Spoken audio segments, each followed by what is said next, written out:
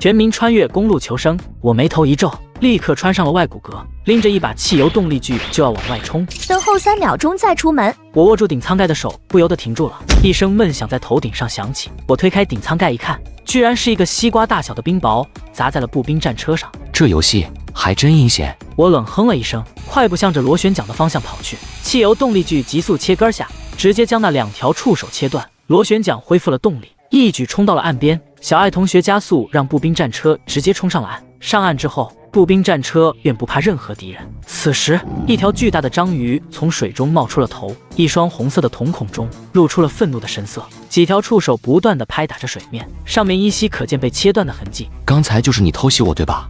让你也尝尝我的厉害。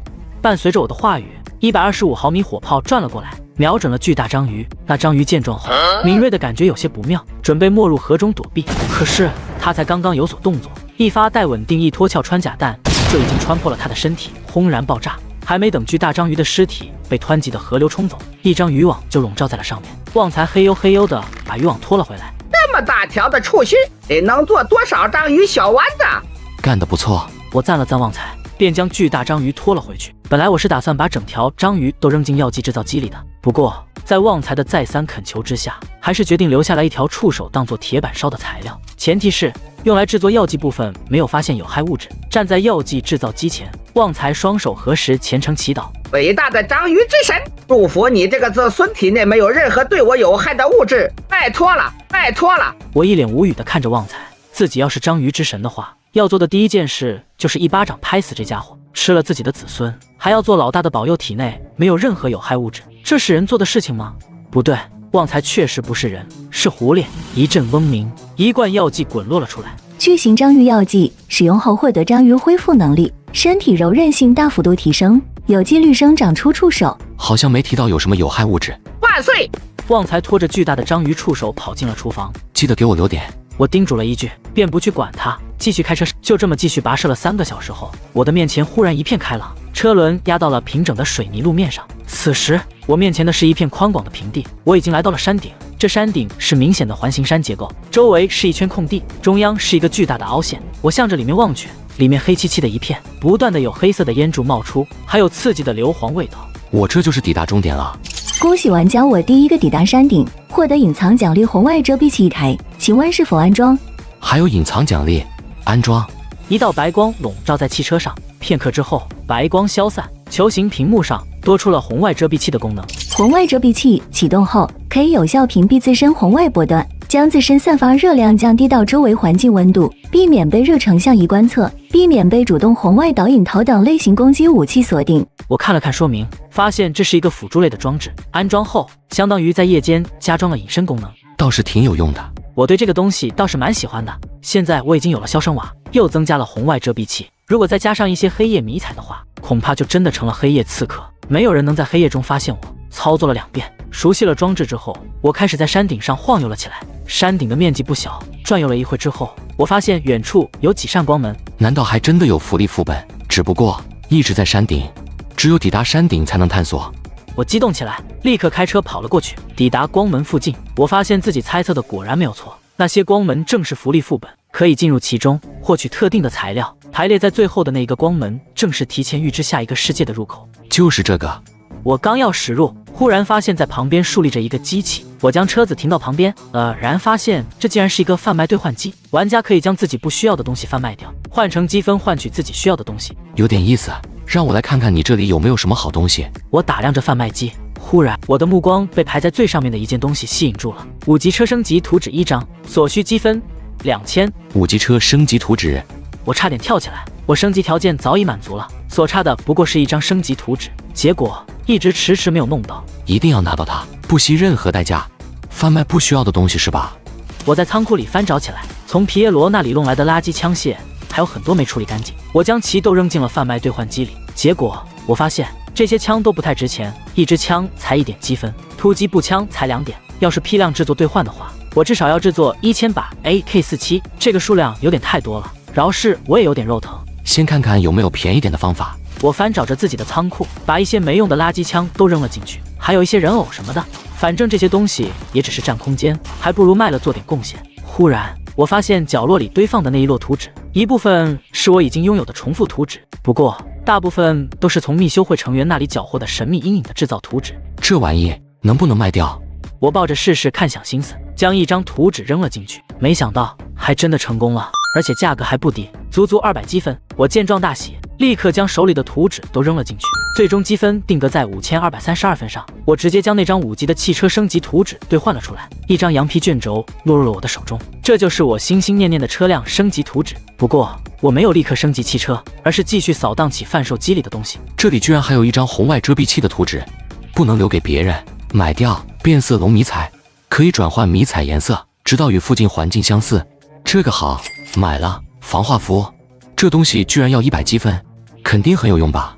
买了。干冰云爆弹制造图纸，这个好，买了。我开启了大采购模式，把我认为有用的好东西采购一空。为此，我又把手中的冲锋枪和突击步枪全都扔了进去，甚至蒸汽机枪也塞进去100多把，这才完成了采购。此时，贩卖兑换机里只剩下了汽油、普通枪械和罐装食物，看起来就和普通的自动贩卖机没什么差别。完成大采购的我心满意足，立刻回到了车里，郑重地拿起了5级车升级图纸，深吸了2口气，说道：“升级汽车。”检测到玩家符合升级5级车全部条件，允许升级，请选择升级路线。我的面前出现了2条5级车进化路线，一条是偏重火力，这一条线路升级完毕之后给的参考图有点像是天气坦克，4条宽阔的履带，巨大的双联装主炮，并联机枪、高射机枪、厚重的装甲、烟雾发生器，甚至还挂有短程放空导弹和蜂巢式火箭弹，一副陆地之王的样子。另一条线路则偏向全能发展，车体采用了更多的棱角，武器也都做包装，大幅度降低了雷达反射面，看起来更偏向于未来的那种概念车。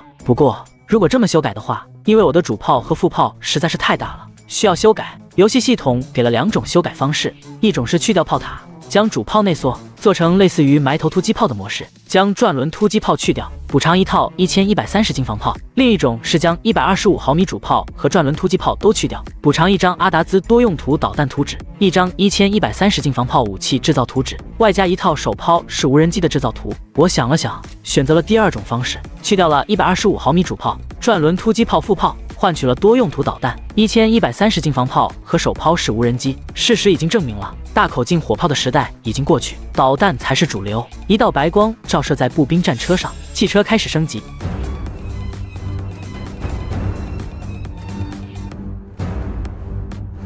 因为要考虑到反雷达面，所以武器位也受到了限制。车顶的武器位一共是6个，我想了想，将2个留给了阿达兹多用途导弹，剩下的一个留给了短号反坦克导弹，一个留给了地狱火反坦克导弹，最后2个，一个留给了1130斤防炮，最后一个留给了激光发射器。当然，这些平时都是被收纳在车体内的，使用的时候才会打开舱盖。至于手抛式无人机，我准备自己投掷，不用占用一个宝贵的武器位了。车体两侧，我想了想，还是安装了机械臂，这些属于辅助设备，并不占据武器槽。车辆升级完成，升级6级条件所需已经下达，请查收。我立刻看了一眼升级6级的所需条件。升级条件：需要安装5级通用汽车配件8个，需要5级专用汽车配备4个，6级车升级图纸1张。我看了看升级条件，不由得撇了撇嘴。我发现升级车辆所需要的配件数量又增加了，好像越来越难了。不过既然车子已经升级了，几个早已准备好的图纸也可以使。首先是钛合金装甲，这是一个5级通用配件，经过莉莉丝修改之后，防御力达到了免疫200毫米以下的线膛炮直射，或者125毫米以下的穿甲弹直射，防御能力大大的提升了。可以说，老式火炮除了列车炮和舰炮以外，我几乎可以无视了。第二个是加载高级生态园扩展包，这是升级插件，不算配件。加载完毕之后，高级生态园的面积即进一步扩大了，在边缘的位置多了一个咸水湖，拥有完成的生态链。我将附赠的海参、扇贝和海草投放到了里面，以后抓到一些海水鱼也可以投放进去，这样它就可以有源源不断的新鲜海鲜可以吃了。最后一个等待建造的是总统套房，我最看重的不是它庞大的面积和奢华的装修，而是这是一个5级通用配件，以及伤势恢复速度加倍 buff。一连串白光闪过，将我需要建造的东西全部建造完毕。我看了看等待建造的东西，变色龙迷彩需求材料需要20桶不同颜色的颜料。古怪的升级条件，希望下个世界能是个正常世界，让我有地方能够买到这些玩意。将东西整理完毕之后，我看着自己全面升级的步兵战车，满意的点了点头。现在已经不能叫做步兵战车了，应该是机防空、对地、对水面、近防、突击、侦察、飞天、潜水于一身的多用途装甲车。我开着自己崭新的多用途装甲车在山顶上绕了一圈，确认没有落下其他的设施之后，这才重新来到了众多光门之前。希望是一个有利的世界。说完，我一脚油门冲进了代表着提前体验下一个世界的光门。白光消散，我连忙打量起了周围的环境。地面是平整的水泥路面，周围都是木质的2层小楼，红顶白墙，看起来像是一个外国小镇。看到这里，我松了一口气，感觉自己应该是来到了一个现代世界，油漆的问题应该是能解决了。不过，当我细看的时候，不由得倒吸了一口冷气，因为周围的环境明显有些破败了。地面上到处都是残破的纸张和垃圾，几栋房屋玻璃碎的到处都是，有几栋房屋甚至明显有火烧的痕迹。路面上停着几辆因撞击而报废的车。这里到底是个什么世界啊？我想了想，拿出了一架手抛式无人机，准备侦查一下周边的情况。外面空气之中残留有大量的病毒，无防护外出，感染阿尔法病毒概率75%，感染贝塔病毒概率55%，感染伽马病毒概率35%。病毒描述如下。当我看完那一长串病毒描述之后，不由得倒吸了一口冷。这些病毒会让人感冒发烧，但有一定几率让人变异，变得嗜血狂躁，更有可能变成怪物。得趁机搞一些能抵御病毒的防护服，最好能再搞到一些特效药，最不济各种感冒药什么的也要搜刮一些，说不定都能用上。对了，还要找机会弄2台能自动监测空气中毒素含量的检测仪，辐射含量的什么也都加上，这样就能实时监控车外的空气状况了。随后，我老老实实地打开了车内的空气净化机和净化雕像，穿上了外骨骼，打开了多用途装甲车的车后门，走了出去。我手中拿着一只刚刚制作出来的手抛式无人机，正准备将其投放出去。就在这时，远处忽然传来了一阵阵发动机的轰鸣声。我顺着声音传来的方向望了过去，愕然发现镇子的另一端开来了几辆黑色的哈雷摩托车，排气管上的消音罩已经被摘除了，发出了震耳欲聋的嗡鸣声。车上坐着几个嬉皮士，手中拎着棒球棍和铁链，不断地在道路上呼啸着。不过比较煞风景的是，在呼啸声中偶尔夹杂着咳嗽声，我甚至还能看到有2个人不时地用衣袖擦着鼻子，形象瞬间就接地气了。这世界还有不知死活的家伙。看到我不以为意的样子，一个嬉皮士感觉丢了脸，转过车头向着我冲了过去。看到那个嬉皮士冲过来，我也懒得客气，伸出2条机械触手，猛地插到了对方的车轮，车子骤停，车上的嬉皮士瞬间飞了出去，一个狗啃屎趴在了我的面前。周围的几个嬉皮士见状，立刻也挥动着手中的武器，向着我扑了过来。对于这些连基本格斗技能都没有的家伙，我都懒得用枪，机械触手来回甩了几下，就将几个冲上来的家伙打倒在地上。最后一个嬉皮士见状，猛地从腰间摸出了一把格洛克手枪，然而他的手还没抬起来，我手中的掌心机枪就对准了他。一连串子弹过后，直接将那个嬉皮士打成了筛子。那几个在地上还在挣扎的嬉皮士顿时老实了。我问你们回答，不然就和那个家伙一样。听明白了吗？明白，明白。那告诉我，你们这里叫什么？你不知道这里叫什么？那你是怎么到这里的？看来你还是没懂，规则是我问你答，你没有任何询问的资格。如果再违反，那我就送你去和你那个同伴作伴，明白了吗？苹果镇，这里是苹果镇。很好，看来你已经学会怎么回答问题了。那么这里有什么地方可以弄到油漆？全民穿越公路求生，只要弄到了油漆，我就可以制作变色龙涂装，车子的视觉隐身效果将会大大提升。小镇上没有油漆，如果需要的话，大家都是开车去大城市买。那离这里最近的大城市在哪里？叫什么名字？离这里最近的大城市叫黑美市，开车1个多小时也就到了。这个小镇就是黑美市的卫星镇，大家买东西都喜欢去黑美市，那里的东西又齐全还便宜。顺着村口的大路一直开，不要拐弯就可以了。那你们知道这里的居民都去哪里了吗？你们来这里干嘛？我好奇，难道他们不知道病毒爆发了吗？怎么还敢无防护的乱跑？我们也不知道，只是听说这里发生了一起骚乱，很多居民都跑了，小镇上没了人，我们手里没钱了，想要弄点东西卖钱。嬉皮士一边说着，一边用袖子擦了一下鼻涕。你感染了？什么感染？我就是感冒了而已，没什么大不了的。病毒扩散的事情居然还没被告知吗？还是说这些人的层次太低，没有获得相关的消息？又或者他们仗着自己只是感染了阿尔法病毒，没有性命之忧，才敢在外面乱晃？就在我准备问一些细节问题的时候，忽然那个嬉皮士的脸色开始变得难看起来，他的脸色瞬间涨得通红，呼吸变得困难起来，双手捂着自己的脖子，不住地咳嗽着，还不时地咳出了2口鲜血。我见状，连忙收回了脚，向后退了2步，离着这家伙远了一点。大哥，你怎么了？2个嬉皮士见状，连忙扑了过去，紧张地询问道。忽然，那个咳血的嬉皮士双眼变得通红，眼中满是暴虐的光芒，猛地挺起了身体，一把抓住了一个离着自己最近的嬉皮士，张开大嘴咬了过去。大哥，你这是怎么了？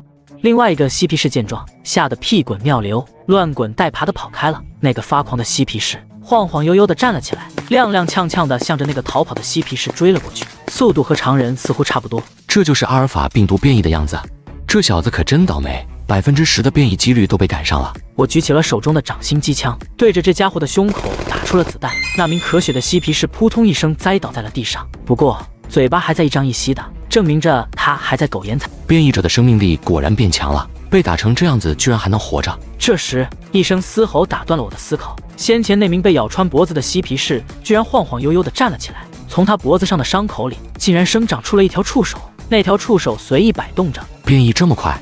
这家伙从被咬了一口一直到现在也就不到1分钟，结果这就变异了。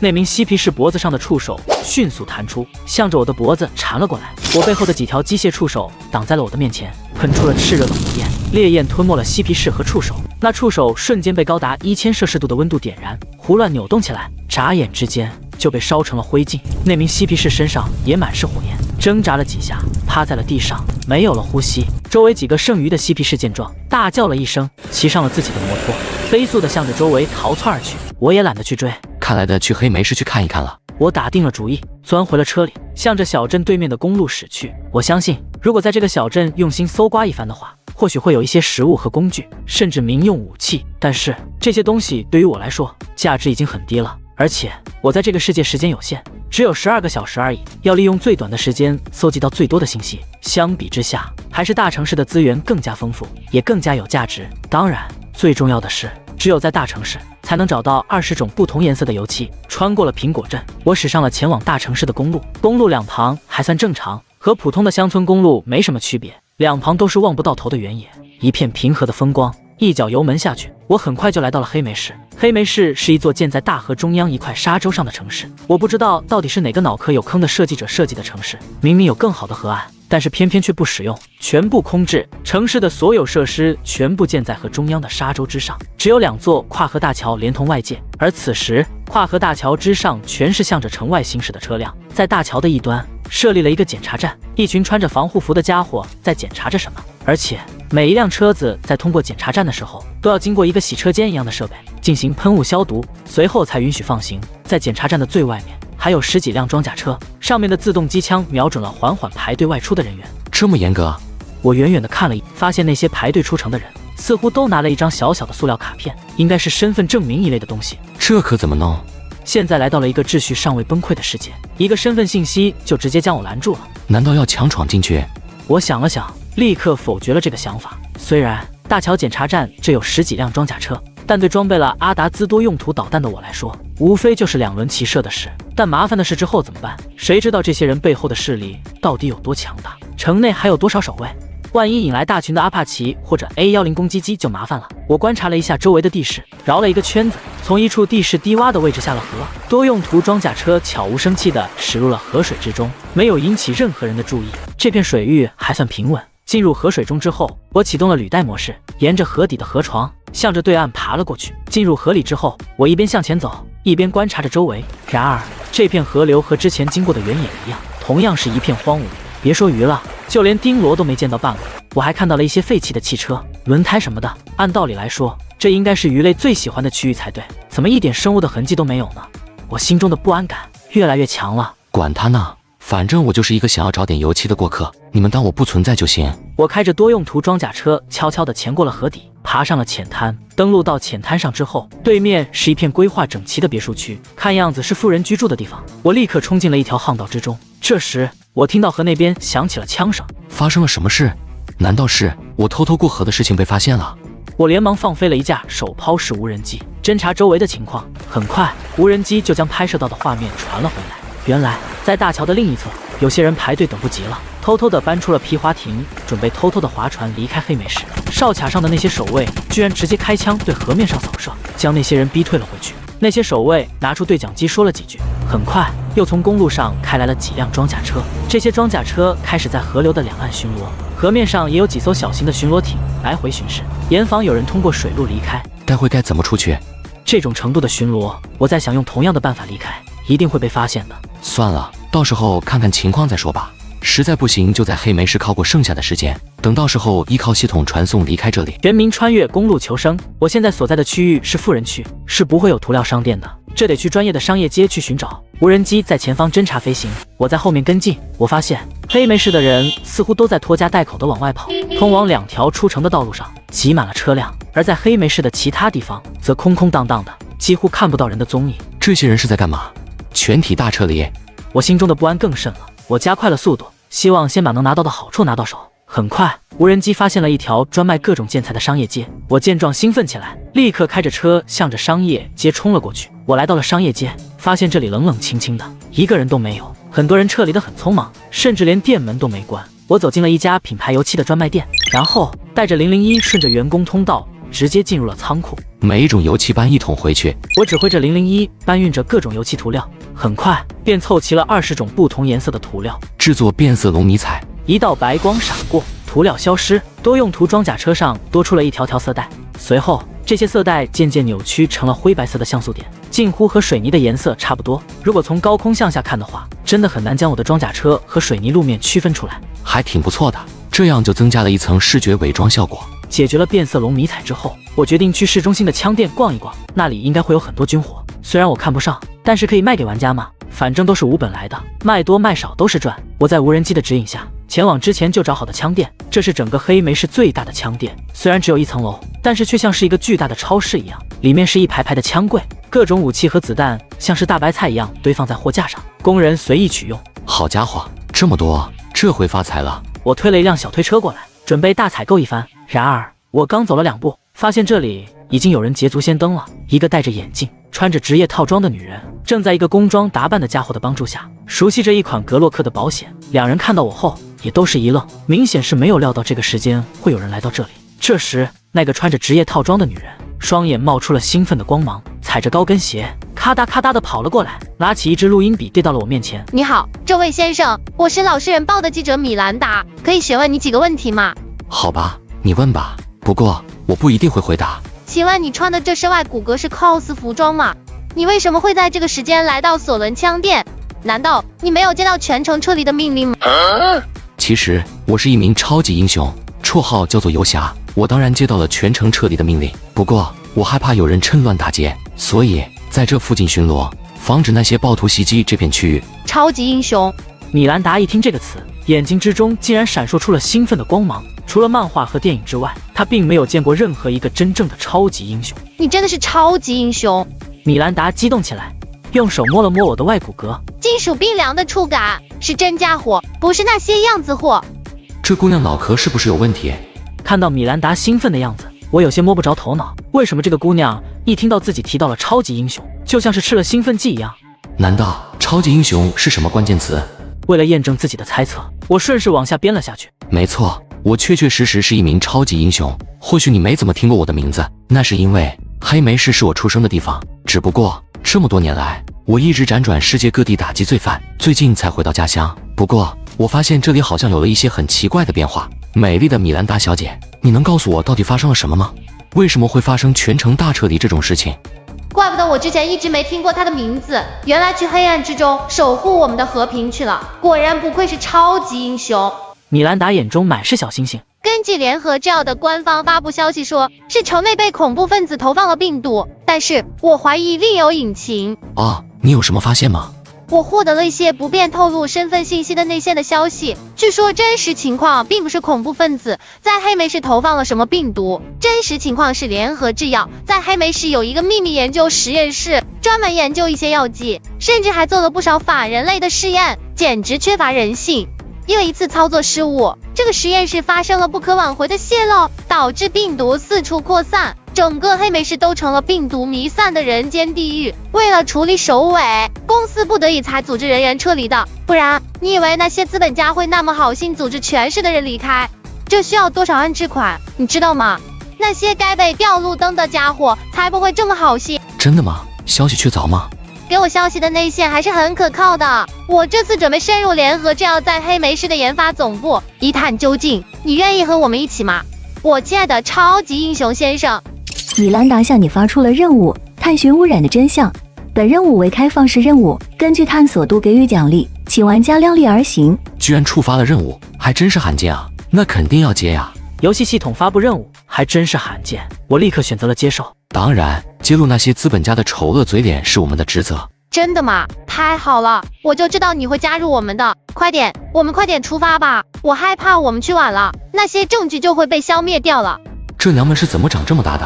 我狐疑地看着米兰达，这家伙看起来就像是一个傻大胆。走了，马特，拿好你的录像机，我们出发。好的，米兰达小姐。马特急忙拿了2把手枪带在了身上，拿着一部小型摄像机，快步跑了过来。这是我的摄像师马特，摄像取证的事情就交给他好了。你好，你们有车吗？还有，你们知道那个联合制药的实验室在哪里吗？当然，联合制药的实验室就在岛屿的北端，我还去实地考察过几次，可是还没被接近就被安保人员赶出来了，真是太让人生气了。他们怎么敢驱赶记者？呵呵，我一脸无语地看着米兰达，感觉要不是自己跟着她，这姑娘迟早要被联合制药沉进河里，太缺心眼了，也不知道是怎么当上的记者。走了，走了，我们出发了。众人来到了大街上，2个人看到了我的多用途装甲车。天啊，这是你的专属战车吗？好帅气啊！我可以上去看看吗？很抱歉，现在暂时不行。如果任务结束的话，还可以考虑。我当然不想让一个土著女人上自己的车，万一发现了自己的车的异常呢？我懂，这是属于超级英雄独有的机密，不会随意向别人展示，就像是蝙蝠侠的战车一样，只有最亲密的队友才能进入其中。我会努力证明我是一个合格的队友的，你放心吧，我一定会让你认可我的。这都什么和什么？这女人是不是误会什么了？我懒得去管，直接进了车。米兰达也上了马特的雪铁龙。走吧，下一站联合制药的秘密实验室德雷克堡。